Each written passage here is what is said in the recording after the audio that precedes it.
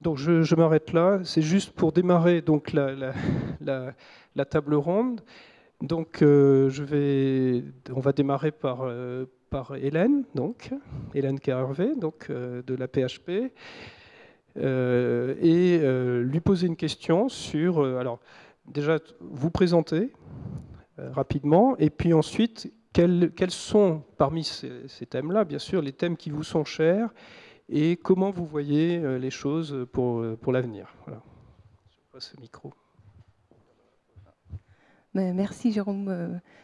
Alors, donc moi je suis en fait ingénieure de recherche hospitalier en service gérontologique et notre spécificité c'est de s'intéresser aux personnes atteintes de maladie d'Alzheimer, d'autres troubles cognitifs et à leurs accompagnants familiaux.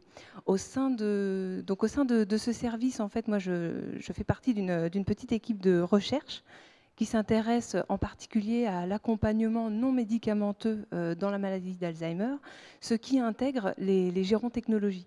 Donc pour reprendre un peu par rapport à ce qui a été dit précédemment, c'est vrai que nous, pourquoi on s'est intéressé à ces gérontechnologies, c'est parce que au niveau du terrain, de plus en plus des patients et des familles nous ont fait part, par exemple, de leurs difficultés à se rendre à l'hôpital pour bénéficier d'un soutien, par exemple, et avec le développement des technologies dans la société actuelle, on a eu de plus en plus, nous, de demandes pour avoir des solutions d'assistance ou de soutien qui soient transférées au domicile des personnes. Alors nous, au niveau du laboratoire, on s'intéresse particulièrement à l'évaluation de ces gérontechnologies. Donc là, je vais rejoindre un petit peu le propos à la fois de Monsieur Aignon et de Monsieur Thépeau. Au niveau disons, des différents dispositifs qu'on peut être amené à évaluer au sein de notre équipe, il peut y avoir des technologies assez variées. On peut avoir pour les aidants des programmes de soutien informatisés. Il peut y avoir également pour les patients et ou leur famille, soit des dispositifs qui rentrent dans le cadre de projets de recherche et développement, donc avec au départ, on a commencé avec tout ce qui était robots, compagnons mobiles, éventuellement associés à un environnement domotique. Et puis, aujourd'hui, on a de plus en plus de projets qui vont concerner des dispositifs qui s'intègrent davantage chez les personnes, donc notamment tout ce qui va être interface vocale, utilisation, comme le disait Monsieur Thépeau, donc du téléviseur qui peut être finalement utilisé voilà, à la place peut-être de l'ordinateur ou d'autres choses qui seraient moins familières pour les personnes. On s'intéresse également à des technologies comme les tablettes tactiles ou la Wii, notamment par exemple, est-ce que la Wii pourrait être utilisée pour de la stimulation cognitive, donc pour nos patients. Donc voilà, il peut y avoir toutes sortes de dispositifs, mais disons que les grandes questions auxquelles on tente de répondre, ça va être d'abord quels sont les besoins, les attentes des personnes, mais aussi leurs appréhensions par rapport à tous ces dispositifs technologiques qu'on leur propose chez eux. On va également s'interroger sur l'utilisabilité de ces technologies, c'est-à-dire voilà, une fois qu'on propose des solutions technologiques, est-ce qu'elles sont facilement utilisables ou pas par les personnes âgées et leur entourage? Et enfin, dans quelle mesure ces différentes technologies seront acceptables ou pas?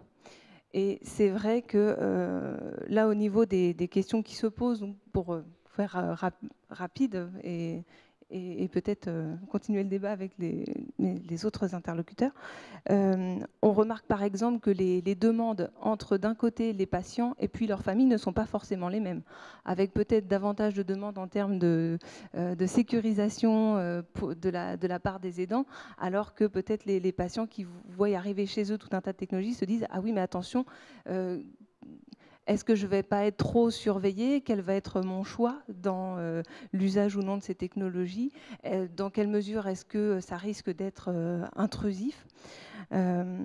Donc ça, c'est un premier point. C'est vrai que quand on demande aux personnes de donner leur avis sur un dispositif qu'on leur présente, alors souvent on a des remarques positif avec toujours un petit mais. C'est ah oui, oui, ça c'est très bien, mais ce serait très bien pour ma mère, ce serait très bien pour ma voisine qui a telle difficulté. Et est-ce que vous vous imaginez avec tel dispositif pour détecter les chutes ou pour faire du lien social, ou etc., etc. Là, souvent, les personnes sont plus réticentes et ne s'imaginent pas forcément avec différentes technologies chez elles. Ensuite, en termes d'appréhension, c'est vrai qu'on retrouve aussi des questions autour de alors, la peur d'être stigmatisé. Si j'utilise des technologies d'assistance, est-ce que je ne vais pas être stigmatisé comme quelqu'un de dépendant? Donc ça, c'est souvent une question qui est soulevée. Et puis, il y a aussi beaucoup de questionnements autour de la complémentarité ou l'opposition homme-machine. C'est-à-dire que pour certaines personnes, c'est complémentaire. Si j'ai chez moi un dispositif qui me permet de contacter plus facilement mes proches, d'avoir accès à de la vidéoconférence ou des choses comme ça va leur sembler comme quelque chose de complémentaire qui renforce les liens sociaux. Alors que d'autres, dès qu'ils vont voir arriver quelque chose qui a l'air de technologique, vont dire « Ouh là là, mais est-ce que ce ne serait pas mieux d'avoir directement quelqu'un qui me rend visite, etc. » Donc là, ça va dépendre un petit peu des usagers, de leur histoire, de leur parcours. Et puis enfin, il y a beaucoup de questions qui émergent autour de l'accès. Dire « Ah bah oui, là, on voit plein de technologies intéressantes en Living Lab, mais est-ce que ce sera accessible pour nous plus tard, pour le grand public? Comment pourront être financées ces solutions ?» Il y a aussi vraiment des interrogations de ce point de vue-là. Voilà. Disons, pour faire un petit état des lieux, des questions comme ça qui peuvent émerger, en tout cas, dans le cadre de nos évaluations. Merci Hélène pour cette... je ne sais pas, est-ce que parmi vous, il y a des personnes qui veulent réagir dans la table ronde sur ce... Oui, Michel.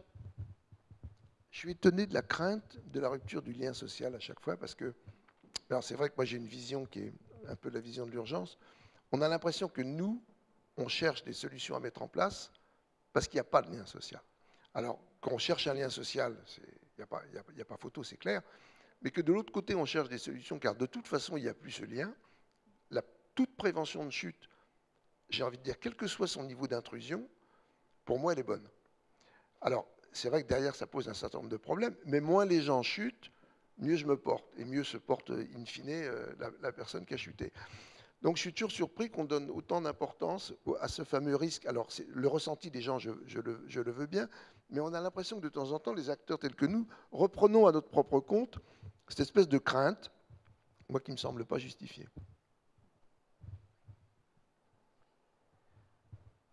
D'autres réactions? Non, Jacques, non, non. Ce qui se passe, c'est que les gens n'ont pas intégré la dangerosité de la chute. Par exemple, s'il y a un couple qui est à la maison et que papy chute, par exemple, eh ben, mamie, elle va rester sur le carrelage en attendant 8 heures pour prévenir effectivement les gens, etc.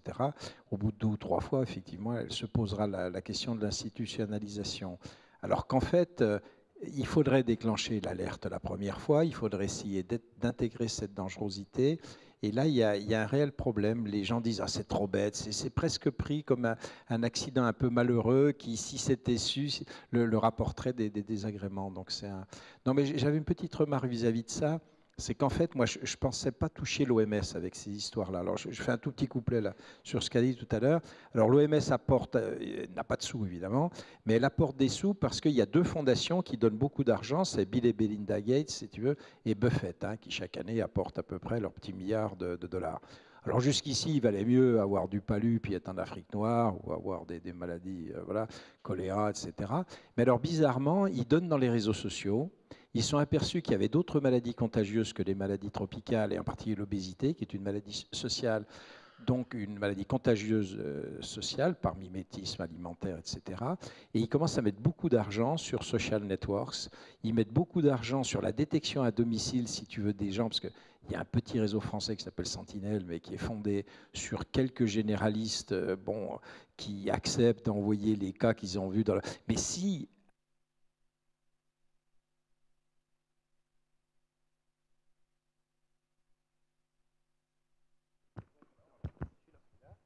Un, deux. Tiens, mais celui-là marche.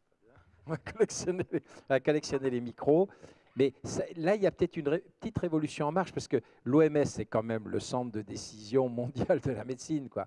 Si le domicile, pour eux, devient source d'information, justement, sur la manière dont se disséminent les maladies infectieuses, soit par agents pathogènes, soit par mimétisme social, c'est des gens que, bizarrement, on pourrait rencontrer, alors soit directement, ben, encore une fois, je vous dis, ils n'ont pas beaucoup d'argent, soit indirectement par les grandes fondations mondiales, comme financeurs de nos affaires.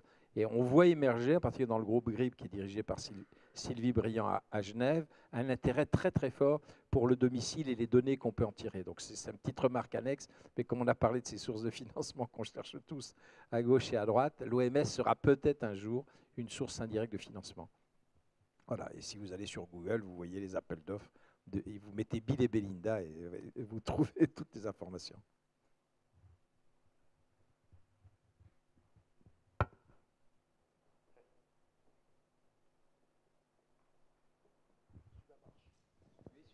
Mais c'est souvent qu'il faut aussi que ce soit. Voilà.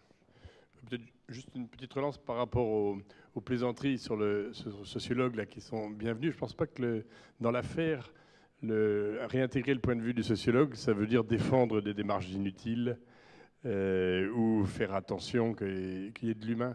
Seulement, ça veut dire que l'usager, appelons-le exprès comme ça, dans une problématique d'innovation, puisqu'on cherche des produits qui améliorent sa qualité de vie, ça n'est pas simplement la cible d'un produit, et la sociologie commencerait au moment où on parlerait d'acceptabilité. Hein, donc on a fait la technologie, tiens, ces gens-là, ils n'en veulent pas. Bon, ben, on va envoyer un sociologue pour se demander pourquoi. Or, c'est pas du tout comme ça que ça fonctionne.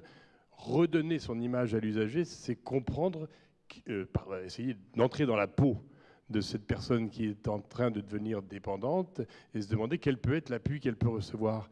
Et dans ce cas-là, je pense que l'expérience de personnes intermédiaires est très précieuse. Donc il faudrait trouver les modes, les dispositifs de recueil qui ne soient pas seulement des living labs ou des appartements bien domotisés, ce soit aussi, à travers les sociologues, pour le coup, le recueil de l'expérience des aidants et des aides à domicile sur ce que c'est que cette identité en train de se perdre, qui est celle de la personne dépendante. Alors, pour le dire en deux mots, sur l'autonomie, qui était un des thèmes là, l'autonomie, c'est une autonomie qui se détruit, qui est en train de partir. Alors, la dernière des choses à faire par rapport à quelqu'un qui est en train de perdre son autonomie, c'est de lui dire, ben, tenez, je vais vous mettre un robot, un capteur. Donc, ah bah oui, je suis encore moins autonome qu'avant.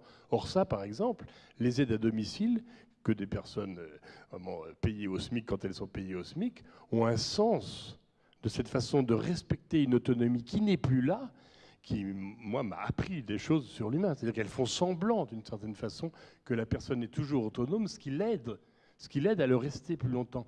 Ce genre d'expérience sur l'aide à domicile est, disons, au moins aussi précieuse que celle de parer les chutes, ce qui me paraît en effet tout à fait utile. Donc le constat, c'est pas tellement qu'on est le sociologue qui défend des choses inutiles et puis les technologues qui vendent des technologies, c'est plutôt qu'à la différence de ce qui se passe sur d'autres produits, comme l'informatique, pour prendre un exemple, pour le moment, le gap là, entre ce recueil de l'expérience de ces situations et puis le point de vue du pourvoyeur de technologie et encore pas du tout rempli. Il y a quelques petits passages, mais c'est ça qu'il faut travailler ensemble. Et du coup, c'est pas du tout contre les technologues, mais au contraire, moi je suis sociologue de l'innovation, moi j'aime beaucoup ça. Mais il faut trouver ces plateformes intermédiaires de recueil croisé des expériences de cette aide à domicile, qui est un domaine absolument passionnant sur tous les plans. Merci. Donc vous avez compris qu'on travaille de manière étroite avec un sociologue, avec les sociologues, et les sociologues ont identifié donc une personne clé de nos projets qu'ils ont appelé le médiateur. Et le médiateur, ça peut être quelqu'un de la famille, ou en Bretagne, on a de la chance d'avoir des associations, enfin un tissu associatif très très riche, et on s'appuie par exemple sur l'Office des retraités. L'Office des retraités, c'est 2000 retraités qui ont un club informatique, etc., etc. Donc des gens qui ont 65 ans, 70 ans, mais très actifs, et qui vont servir de relais entre les équipes de chercheurs et les personnes âgées, pour éviter que nos dispositifs ne deviennent ce qu'elles appellent des ruines technologiques. Donc accompagner la personne, une fois qu'on a mis à la disposition les dispositifs que j'ai présentés trop rapidement, est également capital, je pense. C'est surtout une question. J'ai commencé allez, je ne donne pas de date parce que ça va être désagréable, mais ça devait être du FP4, voire même moins. Il y avait une office à Bruxelles qui s'occupait des personnes âgées, et on avait commencé avec un projet qui devait s'appeler Help Me, qui tournait autour de la télévision. Alors, on est dans les années 95, à peu près. Or, je vois aujourd'hui, et j'écoutais avec beaucoup d'attention ce que vous avez décrit, on est toujours dans la télévision. Donc, pour ne pas avoir un métro de retard, quand les chercheurs imaginent-ils que les personnes âgées passeront du stade de la télévision au stade du PC? Parce que là, j'ai l'impression qu'aujourd'hui, on est pareil qu'il y a 15 ans, et pourtant, les gens ont vieilli, et moi aussi, hein, de 15 ans. Donc, les solutions de recherche que vous cherchez sont toujours basées sur le même outil. D'après vous, quand est-ce qu'on passe le pas? On voit effectivement une grande bataille depuis quelques années entre la télévision et le monde du PC. Et je me demande si ce n'est pas le monde de la télévision qui va gagner. On a entendu parler de la télévision Google, etc. Et le PC est en train d'intégrer la télévision. Et donc, la set-top box que je vous ai montrée, maintenant, dans nos futurs projets, elle est intégrée dans la télévision. C'est plus la même télé, c'est la télé numérisée. C'est-à-dire que dans la zapounette intelligente, il y a plus d'intelligence que dans le PC d'autrefois. Donc, on a sorti les PC dans nos programmes, nous, dans le Vercors, et puis toi, André, en Bretagne. On a sorti le PC, mais on a eu une phase de PC pendant 10 ans. Hein. C'est plus la même télé.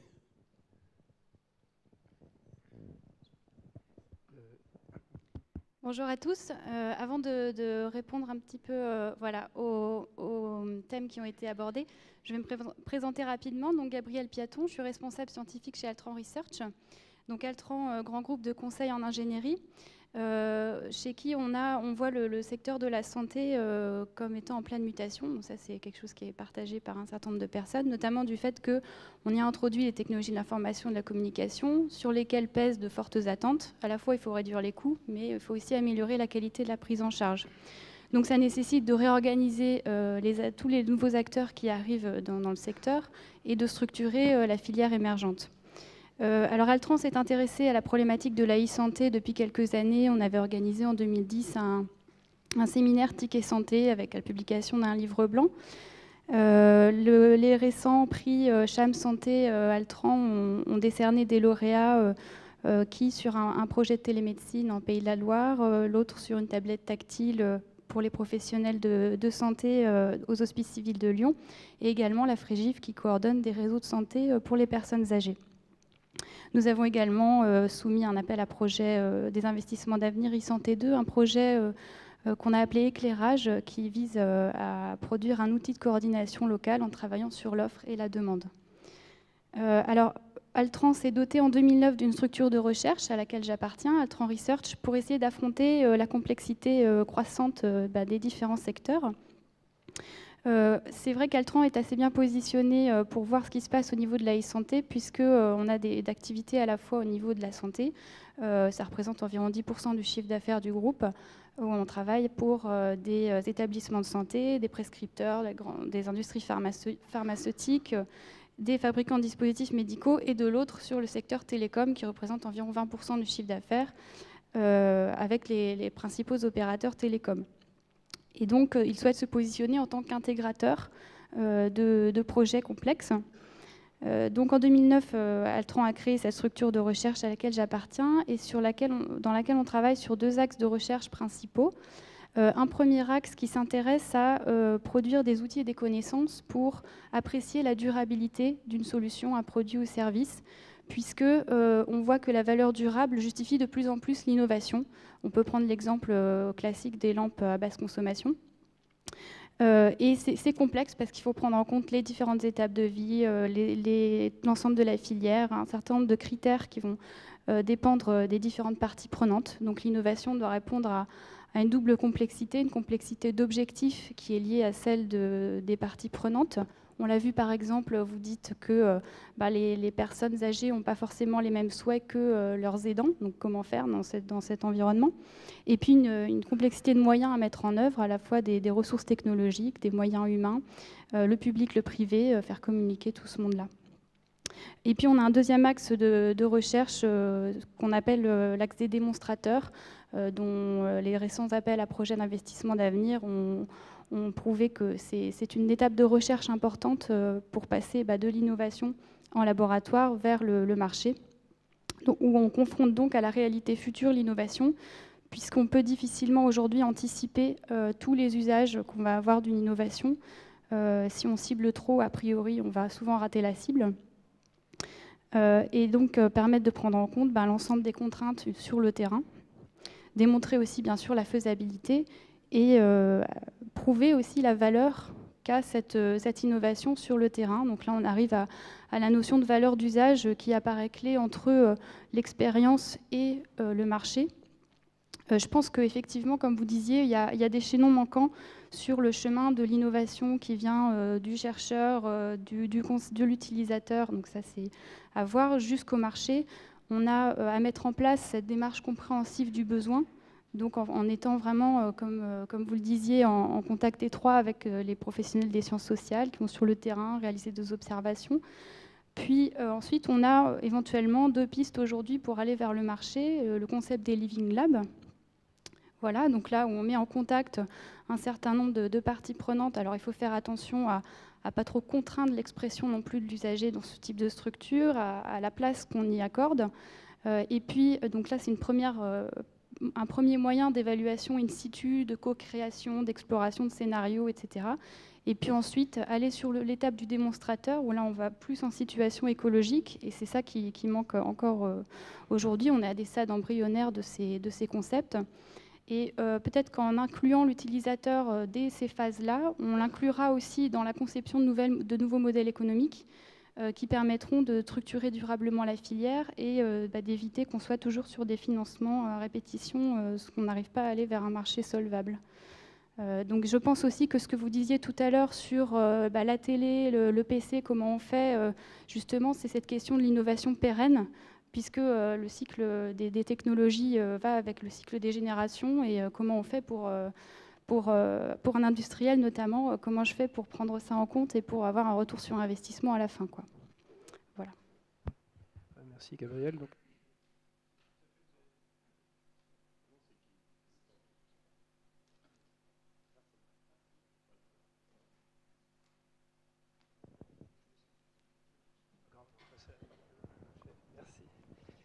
Merci Gabriel pour cette intervention, et en particulier sur cette conclusion sur les Living Labs, parce qu'effectivement c'est un sujet qui est intéressant, et on s'est rendu compte qu'en plus il existait plusieurs types de Living Labs finalement, parce que il y a quand même un petit espoir de voir naître à l'intérieur de ces Living Labs des solutions qui soient validées à la fois par les end-users, par les technologues, par les chercheurs, donc c'est vraiment... une expérience très intéressante. Je vais passer la parole tout de suite à Mounir qui voulait réagir, je crois, et se présenter aussi. Parce que, excuse-moi. Je te remercie. Je voulais revenir à la remarque sur la télévision. Il est vrai que, en ce qui concerne les projets européens, FP5, FP6, FP7, il y a eu énormément d'argent investi dans des développements de produits, aussi bien sur la télé comme station fixe ou sur les mobiles. Donc c'était un peu à la mode. Je me rappelle, on a utilisé un certain nombre de tablettes qui coûtaient 3 000 € la tablette. C'était des tablettes réservées à l'armée américaine. On y croyait, on pensait que le marché des tablettes allait exploser. Bon, c'était pas faux. Et après, donc, je suis parti à Singapour avec mon interface sur la télévision, sur les mobiles. On arrive dans une résidence, 40 résidents, déficients cognitifs.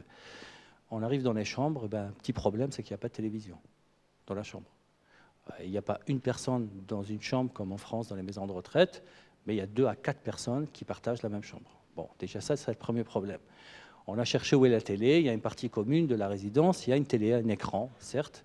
Alors à Singapour, il y a 3 communautés, chinoise, malaise et indienne. Alors chinois, il y a déjà mandarin, cantonais, plus les langues en voie de disparition. Les Malais parlent le malais, les Indiens, bon, ils ont un certain nombre de langues. Et la langue officielle, c'est l'anglais. Avec des émissions donc en anglais, personne ne comprenait rien. Donc on s'est dit comment on va déployer des solutions sur la télé pour des personnes qui n'ont pas de télé. Et en plus, il y avait des problèmes culturels de la langue. Après, on s'est dit, bon, les mobiles, ils n'en ont pas, tout simplement, il n'y a pas de mobile. Bon, on a creusé un peu, comment ça va se passer, quels sont les besoins. Ils nous disent, nous, vu qu'ils partagent la chambre, ils n'ont qu'une seule salle de bain, donc ils partagent la même salle de bain. Et on aimerait bien savoir qui a pris sa douche, s'il y a des problèmes au niveau de la douche, qui reste longtemps, certains prennent la douche 3 fois, d'autres ne la prennent pas, des déficiences cognitives. Et puis voilà, donc on a évolué avec des capteurs tout à fait simples. Alors juste une petite, si vous me permettez, Monsieur Legrand, ça fait 20 ans que je vous connais, hein, donc on a eu énormément de mal à s'interfacer à vos produits parce que c'est des protocoles fermés. Donc la communauté de recherche est allée vers des protocoles ouverts où on pouvait interfacer parce que c'était assez complexe et assez difficile. Et donc on va sur des protocoles un peu ouverts, mais c'est des prototypes. Ensuite, passer des prototypes vers des produits plus ou moins industriels, c'est quand même un peu compliqué. On aurait aimé s'interfacer avec l'application que vous avez montrée tout à l'heure et on aurait gagné énormément de temps. Donc j'espère qu'on pourra le faire.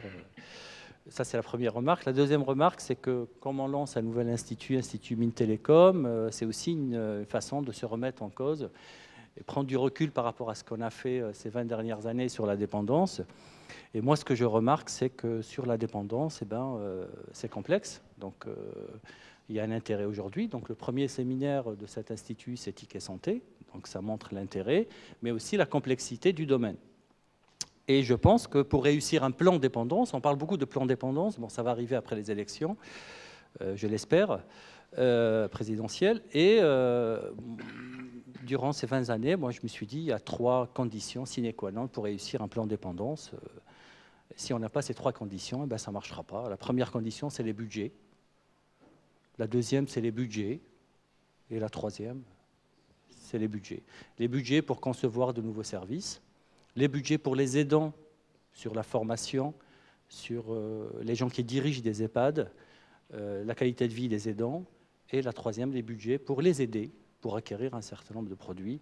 Et c'est le combat qu'on mène aujourd'hui. C'est difficile. Donc c'est des projets sur 2 ans, 3 ans. On nous dit qu'il faut arriver avec une idée innovante, donc qui n'existe pas, originale. Et à la fin, on veut un business plan avec un produit pratiquement fini. Donc là, il y a une initiative au niveau de l'Institut Télécom. Disons, nous, faire des projets sur 2 ans, 3 ans en répétition, on a l'impression de ne pas avancer. Donc avec la Fondation, on s'est dit, bon, il y a une initiative de chaire, c'est sur 5 ans. Alors après, aller courir pour avoir des partenaires pour financer 5 ans, on a eu du pot, on a eu la Mutuelle Générale, mais c'est très difficile. Donc ça prend à peu près minimum 1 an à 2 ans pour avoir des partenaires industriels qui s'engagent sur une durée aussi longue. Donc s'il y a des partenaires intéressés qui voudraient nous accompagner à relever le défi de la dépendance, nous sommes preneurs. Merci.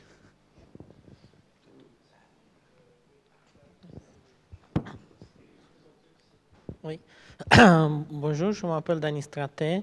Je m'occupe du laboratoire de recherche de l'ESIGETEL, qui est une école d'ingénieurs située à Fontainebleau. Et le laboratoire a comme thématique principale l'utilisation des technologies de l'information pour le maintien à domicile des personnes âgées et pour les TIC dans la santé en général. Donc la principale thématique, c'est concevoir des systèmes qui sont capables de détecter s'il y a une situation de détresse automatiquement et donc d'éviter d'avoir le bouton d'appel comme était présenté sur les systèmes de téléassistance classiques à l'heure actuelle. Donc d'être capable de détecter la situation même si la personne n'est pas consciente ou elle ne porte pas le dispositif qui permet d'appuyer sur le bouton et d'envoyer l'alarme. Et nous, on est spécialisé plutôt sur l'écoute de l'environnement sonore en ayant l'idée que les sons et la parole qui existent dans une maison peuvent apporter beaucoup d'informations.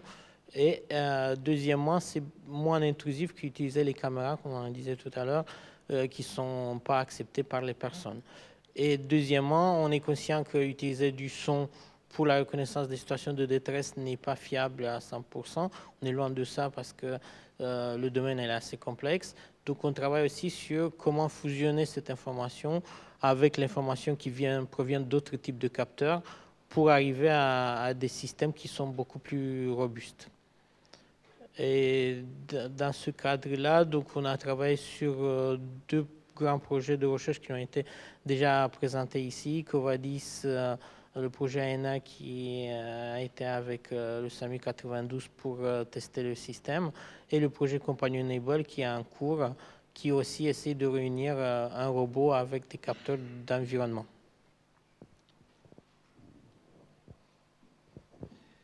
Merci beaucoup, Dan. Et donc, malheureusement, on va devoir peut-être clore cette discussion, puisqu'on arrive à la fin, en fait.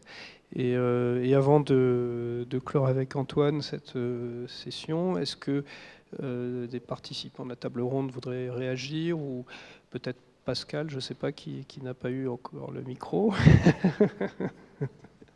Sur Autonome Lab, peut-être, tu peux parler un petit peu, je ne sais pas, ou sur... Non, je voudrais revenir sur l'aspect dépendance, le plan dépendance qui a été évoqué par M. Mokhtari. Moi, je sais, j'en ai parlé aussi avec M. Demongeot. Il y a vraiment une difficulté, je pense, au niveau des industriels à trouver des modèles d'affaires, comme on dit, au niveau de l'assistance à l'autonomie pour les personnes. Parce que vraiment c'est complexe. Au niveau des clients, on n'a pas un client, enfin il y a un client qui est usager, c'est la personne âgée, mais c'est peut-être effectivement plutôt les aidants, puisque c'est plutôt c'est souvent les enfants qui ont peur qu'elle oublie le gaz et que ça explose, ou que sais-je encore. Donc, enfin, mais bon, c'est pas eux qui vont payer parce que c'est le CG ou c'est l'APA ou, enfin. Par ailleurs, s'il tombe, bon, après, c'est plus le budget du CG, mais ça tombe dans d'autres budgets et tout. Donc, il y a une... Enfin, j'ai l'impression, au niveau du plan dépendance, que tout le monde est en train d'attendre tout le monde tout le temps, quoi, parce qu'effectivement, c'est peut-être un autre qui va payer un jour. Donc, je me demande si...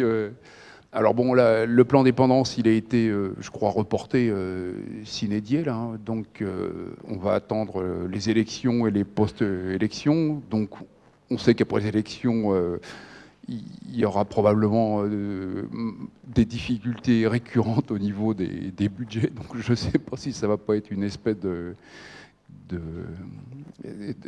choses qu'on va pousser comme ça jusqu'à plus soif, quoi. Je me demande si ce ne serait pas plus ça à un moment ou à un autre de dire, bon, écoutez, c'est... il y aura, enfin je sais pas, d'arrêter une situation, quoi, plutôt que d'être dans une espèce d'expectative qui va durer trop longtemps et qui en fait probablement bloque malgré tout, hein, tout effectivement. C'est très très dur de budgéter, d'avoir des modèles d'affaires et tout, hein. Nous, pour le moment, on travaille avec les conseillers généraux, puisque bon, parce que c'est la voie qui est prise aujourd'hui, hein. C'est eux qui gèrent l'APA, l'aide personnalité à l'autonomie. Mais bon, c'est largement insuffisant pour remettre à niveau les logements ou des choses comme ça. Donc je me demande s'il ne faudrait pas en fait essayer de trancher un petit peu pour qu'on avance, quoi. Jacques, tu veux une réaction, Jacques ou Michel? Non, et oui, effectivement, se tourner vers le public aussi, s'il y a des questions, des réactions par rapport à la discussion qui a eu lieu. Vous m'entendez pas? Ah si, ça marche. Oui, s'il y a des questions dans l'assistance aussi. Essayez de nous aider, répondez aux questions qu'on a posées. Parce que ça nous aidera tout de même dans notre démarche, vous l'avez bien compris.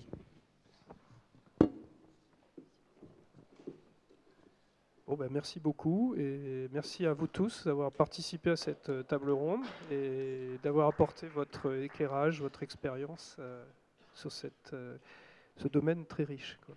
Voilà. Merci beaucoup.